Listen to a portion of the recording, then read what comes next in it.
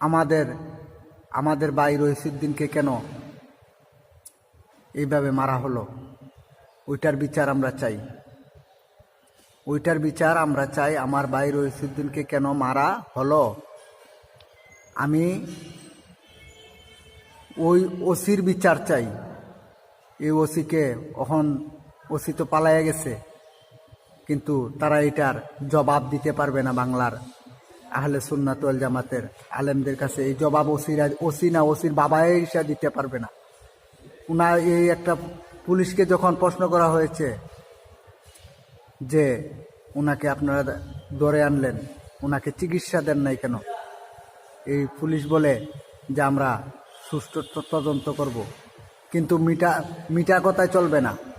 আপনারা কাপুরুষ হয়ে গেছেন, আপনারা অনেক মারবুক খালি করছেন, পুলিশেরা ওসিরা অনেক মারবুক খালি করছে, কিন্তু আপনারা আইনের পোশাক পরে বেআইনের কাজ করেছেন।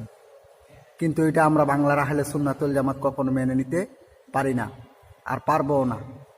আমি আপনাদেরকে পরিষ্কার ভাষায় বলে দিতে চাই, ওই ওসিকে ধরে আনতে হবে, এনে প্রকাশ্যে তাকে জুতার মালা গলার দিয়া এবং কি গলার ভিতরে শিকল লাগাইয়া টানতে হবে, শেষরাইতে হবে, নাইলে আমরা কলিজা ঠান্ডা হবে না।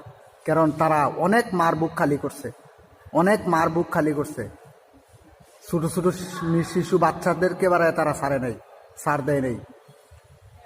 তাকে শাস্তি দিতে হবে আগে। আবার বলে আসামি ধরবে, কোন সময় আসামি ধরবে? আজকে 3 দিন হয়ে গেছে, 3-4 দিন হয়ে গেছে, এখনো পর্যন্ত আমাদের ভাই রইসুদ্দিনের আসামিদেরকে ধরে নাই। আমার মনে হয় এই ওসি মোটা অঙ্কের কিছু টাকা পেয়ে উনাকে হাসপাতালে নেয় নাই। উনাকে